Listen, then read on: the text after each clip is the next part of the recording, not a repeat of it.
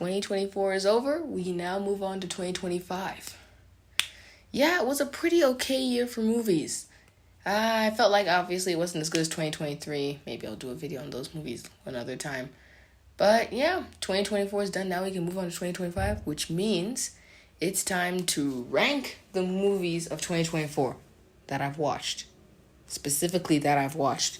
So there will not be any Deadpool and Wolverine, no Gladiator 2, no Wicked on this list because I didn't watch those. I watched, I think, was it 15 or 20 movies this year? Yeah, and I'm not up to my usual standards. But yeah, it's time to rank the movies and see which movie is, in my glorious opinion, the movie of the year.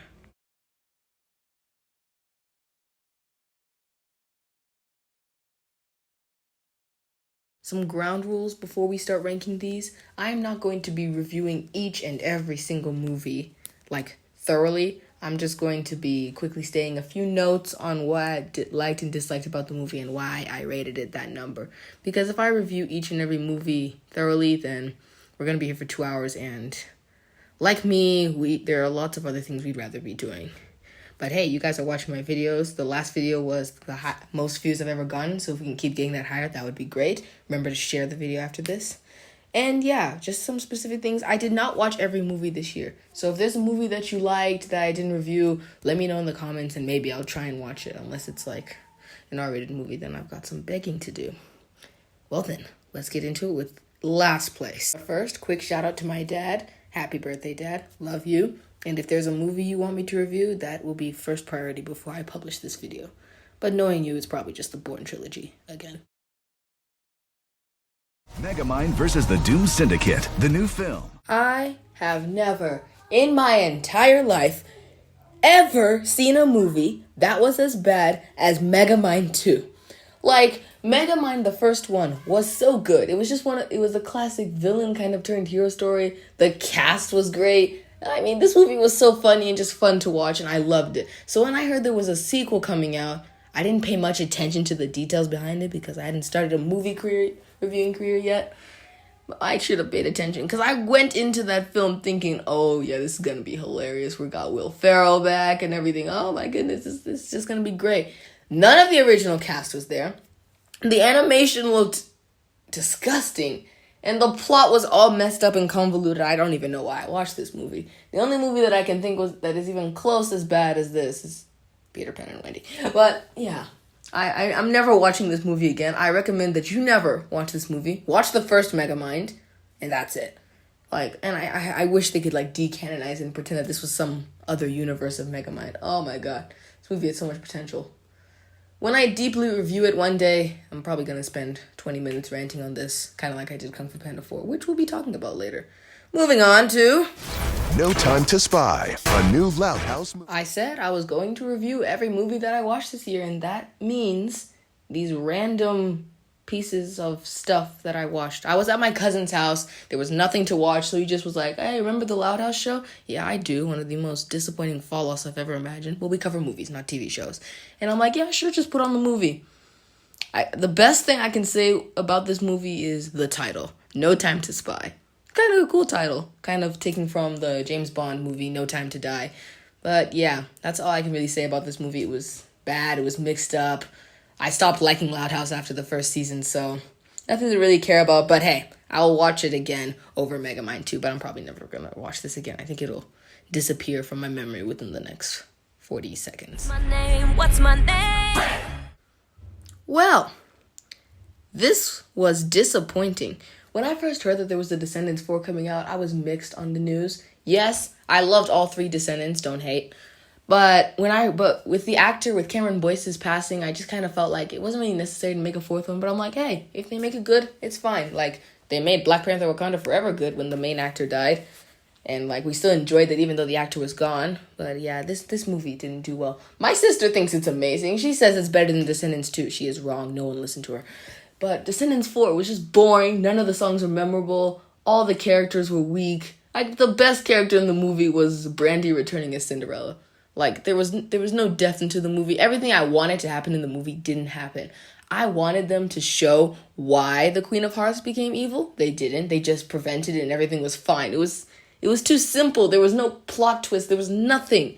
Like, if only they could have done so well with this, but they failed. And now it looks like we're getting a fifth movie. So, yeah, I'm disappointed about this. But my sister thinks it's a masterpiece. But like I said, I am right. She is wrong. That is simple. Ooh, I don't know if I can get over how ridiculous this film was. Like, I had no expectations going into it. I mean, of course, I'm on the internet. I hear how much people literally hated this movie. And with such a pretty decent cast, you would think, yeah, this movie's going to be pretty good. Nope. No, it wasn't.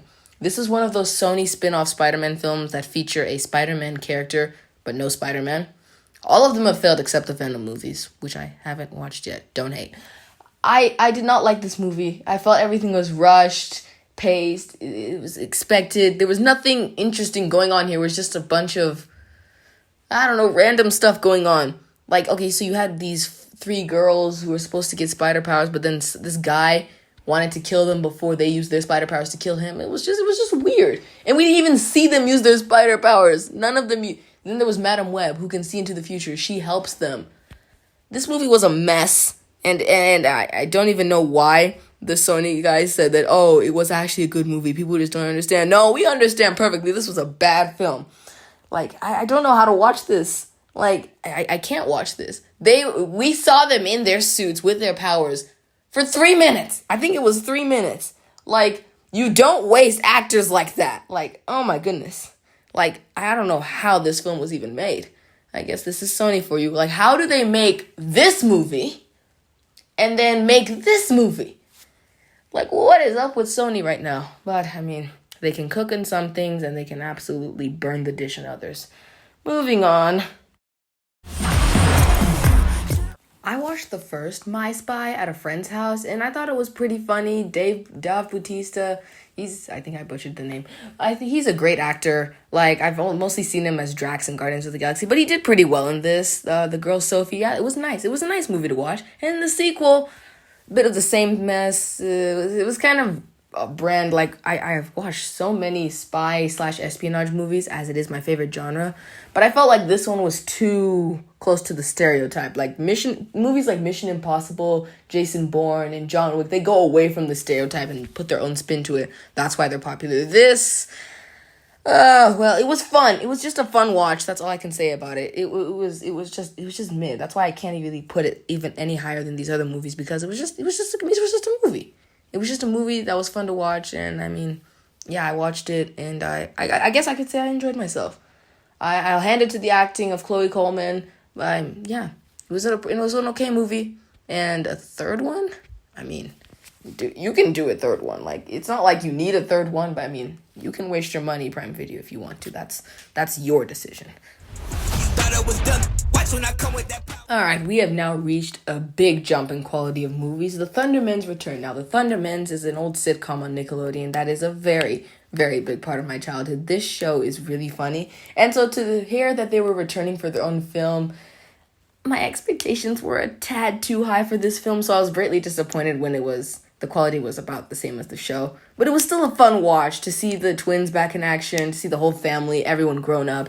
It was so fun. And now that I hear we're getting another spin-off show, yeah, I'll probably watch it. This show is still in my heart, and that's why this movie was better than these other movies, because it was fun. Like, if you watch this with another Thundermans fan, you'll probably be happy the whole time, seeing the old villains, seeing the guys back in their old suits. It was just such a fun watch. I have to hand it to all the actors, and yeah, I'm very happy with this movie. It was better than the other ones because I think the nostalgia was carrying it, but other than that, yeah. If you don't like the Thundermans, then you probably shouldn't watch this, because you'll be like, this is so terrible. But if you are a Thundermans fan, yeah, this is definitely worth a watch. That's why I put it at number 13.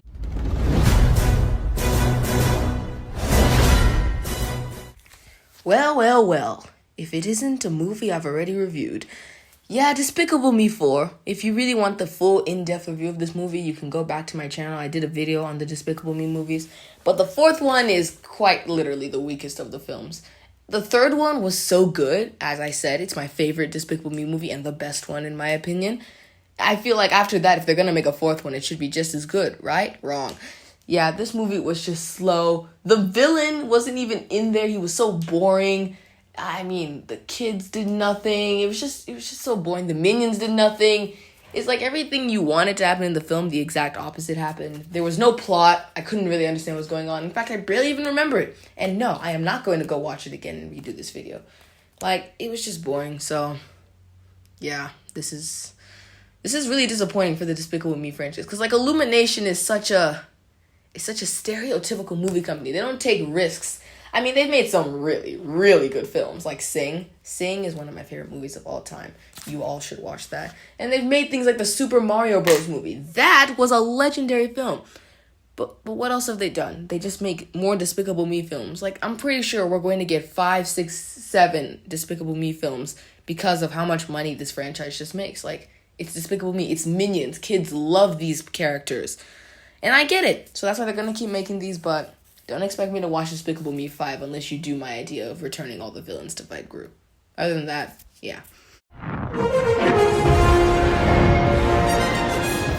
You know that thing MJ says at the end, or no, it's not the end, like in the middle of Spider-Man No Way Home where she says, expect disappointment and you'll never be disappointed? Yeah, I'm going to start doing that when it comes to Kung Fu Panda movies. When I saw this trailer, I was so hyped for this movie. Like, I had so much expectations for this.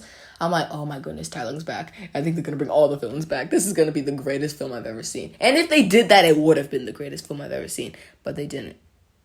They didn't do that. They did exactly the opposite of that. Tai Lung lost his powers in, like, the first act.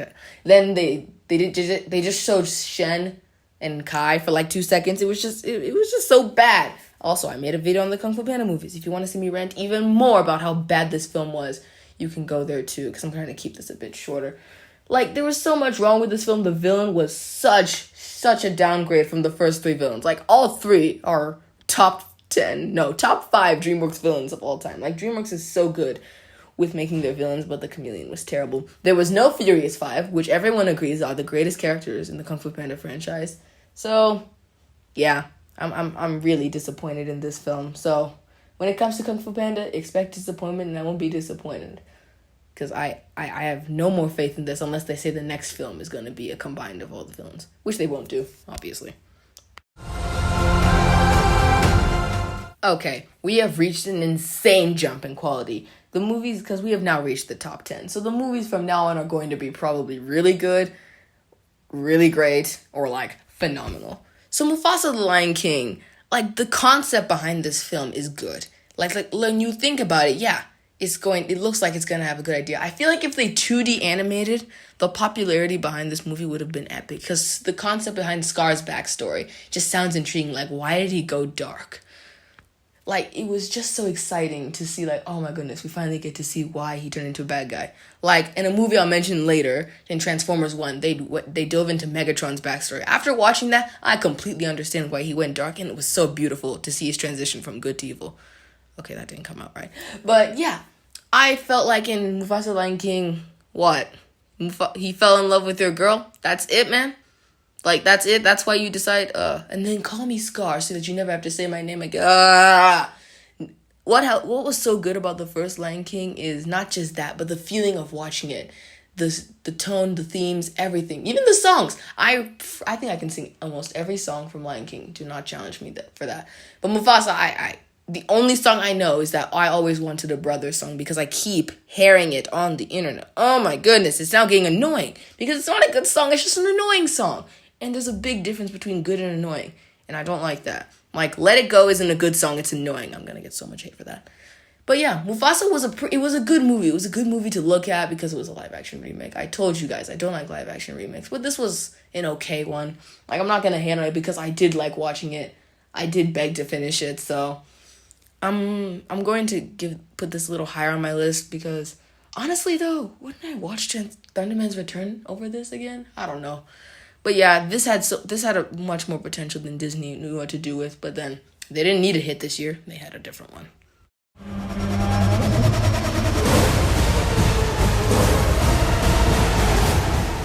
Wow. Okay. I have to admit, this was the first MonsterVerse film I've ever watched. Yeah, because I was going to the theater to watch Kung Fu Panda 4 because I hadn't seen that before and I was so hyped for it, but we missed the showing. So like, why don't we just watch this movie? And I'm like, okay, that wouldn't be a problem, I guess. Yeah. it was good. Godzilla X Kong, it was good. Like, it was a good film, because I didn't really understand the lore between Godzilla and Kong, but even watching this, I was still able to enjoy this film without knowing the lore between the two. It was fun seeing them kind of have a dynamic together, teaming up on that other monster. Like, while I don't get it, you could still understand there was a girl who can kind of control Kong. There's an atomic dragon sleeping in the Roman Colosseum. It was these funny things. It was just a fun movie to watch. This makes me want to go watch Godzilla vs. Kong because I feel like that's going to be epic. I liked the acting from the main actor, so like, yeah, it was a good film. And I mean, maybe I would have liked it more if I watched the other movies, but I thought it was good enough to put in the top 10 because, like I said, 2024 was a very big downgrade in quality from 2023. I can't wait to do those movies. But yeah, it was a good movie.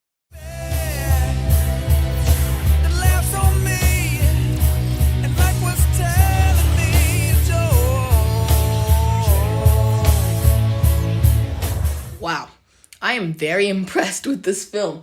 Like, Pharrell Williams is my favorite artist of all time. He is the best artist of all time. Like, guys, it's not even close. So when I heard about this movie, I'm like, wow, they couldn't have chose a better artist to do it with. So I'm watching this movie and I'm just like, wow, seeing it in Lego, it's just mesmerizing because you've never seen something like this before, so you kind of feel like you're being a part of history.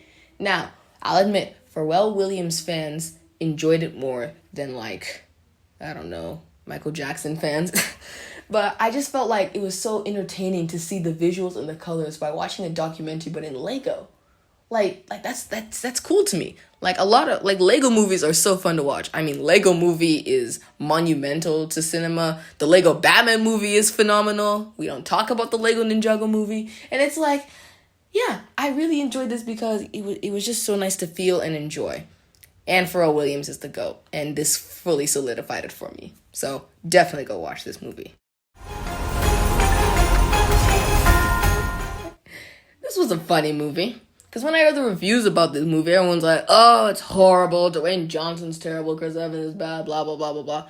So I went into this movie with some lowered expectations, and I had a good time. It was a fun movie. Like, I am tired of seeing Dwayne Johnson in practically every single film, playing the exact same character over and over and over again. Because it gets annoying, because sometimes playing himself is good, but other times it's not. But he was okay in this one, with the whole lore about Santa being kidnapped and then him having this bodyguard that's like an elf.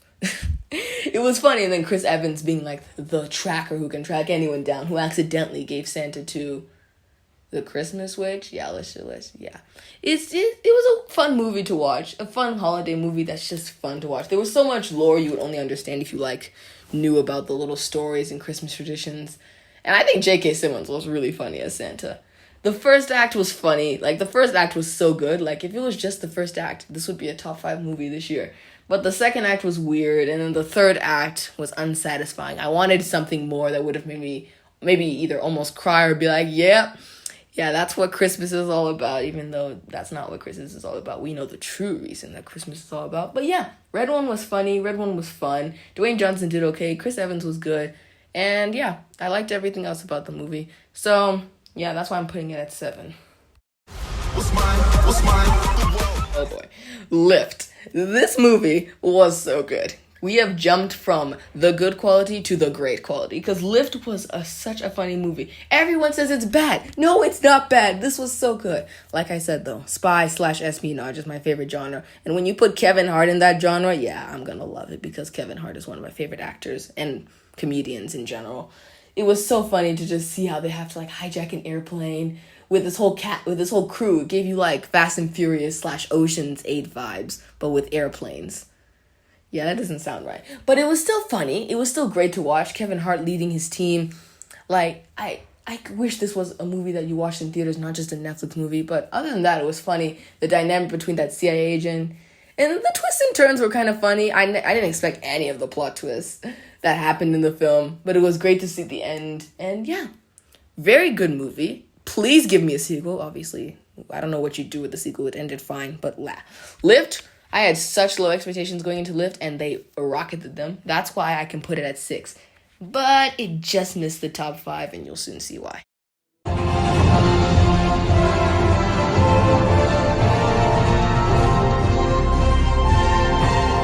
Ladies and gentlemen, we are beginning beginning our descent into the top 5, so please fasten your seatbelts as we approach our landing into what I think were the best movies of the entire year. And I think 1, 2, and 3 might be the best movies of all time. So, beginning with Moana 2 at 5, because Moana 2, it was a very good movie. It did destroy my expectations, because I heard that this was supposed to be a TV show at first, and so I'm like, oh, they turned it into a movie? And yeah, when I'm watching the movie, I could tell at some points where it looked like it was going to be the end of an episode, then they kind of like moved forward. But somehow it still worked. But yeah, I was dissatisfied. This movie could have been one of the best movies ever if they just done a little things better. Number one, why wasn't Matangi the villain? Like I thought she was the villain when she did that song. I'm like, yep, she's the villain. Like, this is her villain song, and I loved the villain song. I'm like, yeah, this is looking like a good movie. Then what? She just shows her how to get to the place. Like, what? That's not what villains do. You had all that at the beginning of the movie, the way you trapped Maui and we couldn't even see her face, and you were like, oh, don't worry, I have plans for you too. I'm like, okay, this is looking way better than that lava person we got in the first movie. Like, I was so hyped, and then you make it this storm god, Nala. We didn't even see his face, there was no dialogue, it was just like the first one. One of the reasons why I didn't like the first one was because there was no actual villain. Like, one of my favorite things is when the villain and the hero are like, having banter with each other. Like in Puss in Boots: The Last Wish, when Death and Puss were having their little banter. Oh my goodness, that was so peak. Like, but no, they didn't do that. And I felt like the side characters, okay, we did need some more characters in Moana, but I didn't like them. I didn't know what I was supposed to do. And then you said Tamatoa wasn't a villain. Is it Tamatoa? I think I butchered the name again. Because in the trailer, it made it look like, oh, there were going to be some more bad guys to deal with. Yeah. This disappointed me. It was still good. Like, Maui's song and Matangi's song really carried this for me because, again, the songs, when it's a musical, the songs have to be good. Hence, why Descendants 3 is so good. Otherwise, then, the movie isn't going to be good. The ending was satisfying. Does Moana have some power now? Like, because she's a wayfinder, she can always find the way with her magic, what is that, a boat oar now? Okay.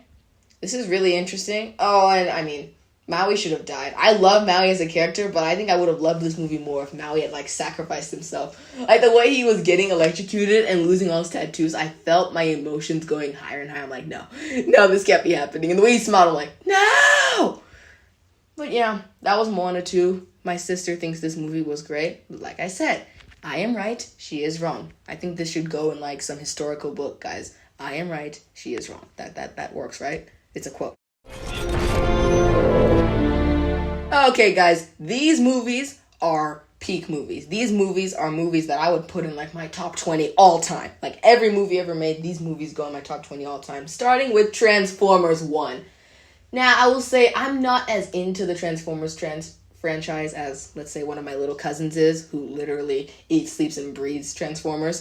But I liked this movie a lot. Like, when I watched the trailer, I'm like, yeah, this is going to be some cringy kids movie that I'm going to hate when I watch. Because I knew some of the lore of Transformers. Like, I knew who Optimus Prime is. I knew who Megatron is. Bumblebee was my favorite Transformer. But that's it. I had no other idea of the lore of Transformers. The only Transformers movies I'd watched to this day were Bumblebee, Rise of the Beasts, and then I had hate-watched with a friend Age of Extinction and The Last Knight. So not a great way to start my enjoyment in Transformers, because those, except for Bumblebee and Rise of the Beasts, were the worst Transformers movies.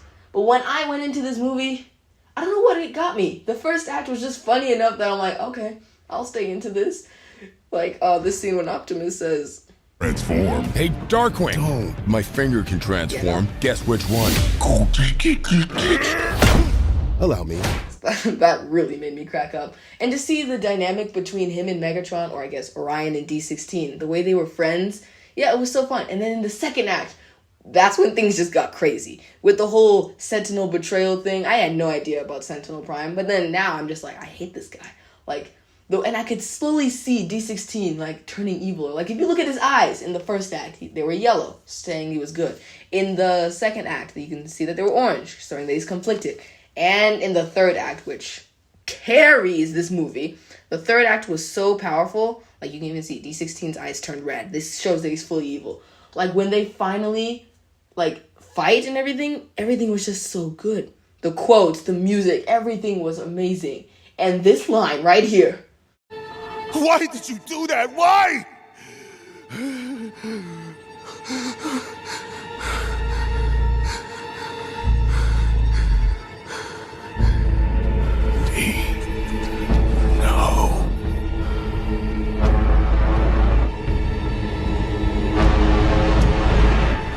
done saving you.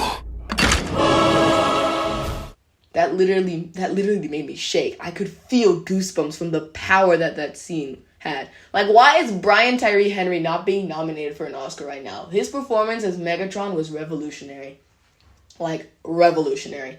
This movie was so good, and the reason why I think it was so good is because I came into it thinking, it's probably, at the best, it's probably going to be like a 7 out of 10. No. 12 out of 10. This movie was a 12 out of 10. Like, this movie was so good. I recommend, if you want to get into Transformers, but you've been, like, I don't know, avoiding it like I did with Avatar, then you need to watch this movie. Because I'm telling you, this movie is worth it. Like, risk it for the biscuit, am I right? Gentlemen, we are beginning takeoff into the top 3 movies of the year. And guys, we are starting with a big one, Inside Out 2. I avoided watching Inside Out for so long because when I looked at it, I'm like, this is gonna be so bad. This looks like such a bad movie. Then I finally watched it and I'm like, and now and then I started questioning life. Like, are these my emotions? Like, when I do this, is this what happens to me? Like, or when I do this, does this what happens to me? Like, I'm just like, I was so amazed at what Inside Out did, the first one did to me. And then you give me the second one. Yeah, I am a teenager. I think I've established that before. But the second one, when it dove into the new emotions, anxiety, what was it? It was anxiety, jealousy, embarrassment, and ennui, and nostalgia.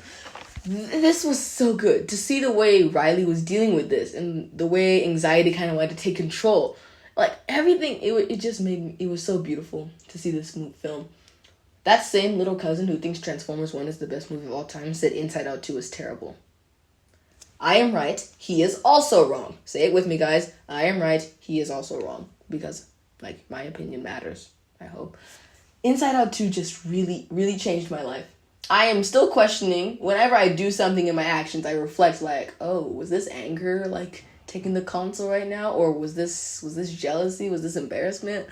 Because, I don't know, this movie it makes sense, like, having emotions at the table. But yeah, this movie was easily a top 3 movie because it made you feel. And yes, it deserves to be the highest grossing animated movie of all time because I can't think of an animated movie that's better than it. Okay, I can. Twice. And yeah, Inside Out 2. That's a top 3 movie right there. You should definitely watch this movie, but watch the first one first. Like, if you don't watch the first one, you're just going to be so confused and everything. But yeah, if you watch the first one, then yeah, you're good. Because Inside Out 2 is just so good.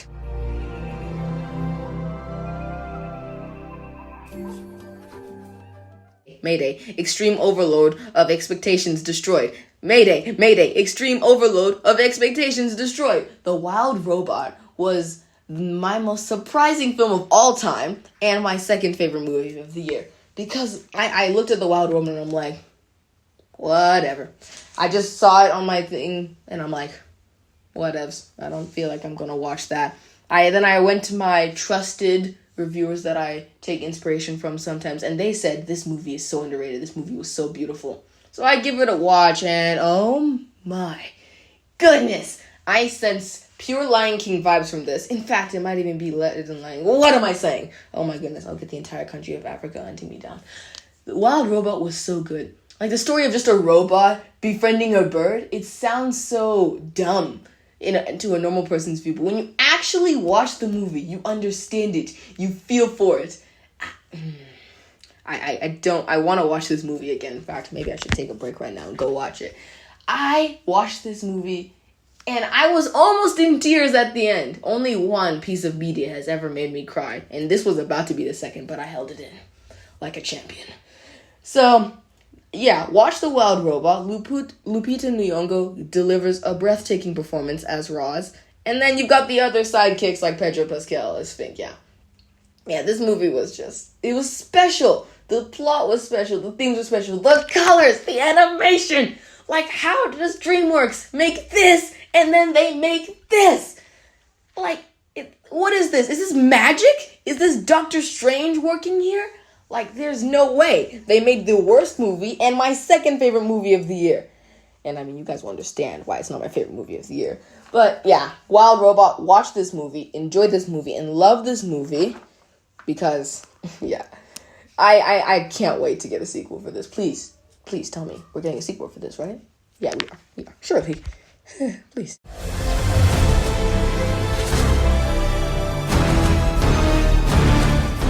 It is my great pleasure to present to you the official first ever Screen Kid MVP movie of the year, Sonic the Hedgehog 3.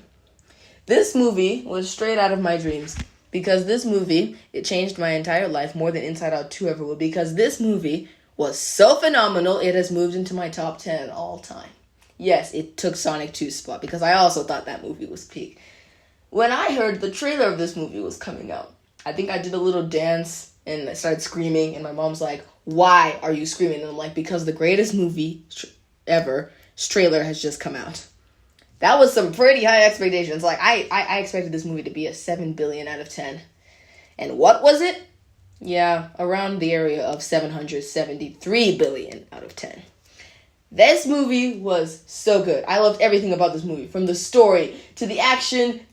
What else to talk about? Because there was nothing wrong with this movie. The only possible thing that I can say that was wrong about this is that Knuckles was underused.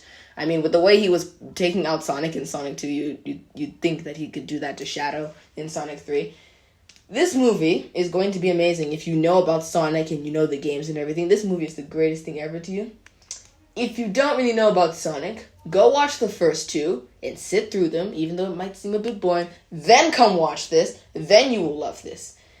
I mean, Jim Carrey came out of retirement, and said, "I will only come out of retirement if I get a script of gold, a script from heaven."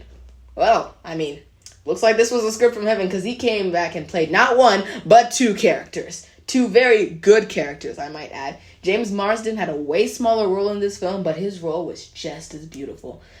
And I mean, when Sonic and Knuckles were about to fight, I think I was jumping out of my chair like, fight, like I'm in 7th grade and the bully and the quiet kid are about to face off.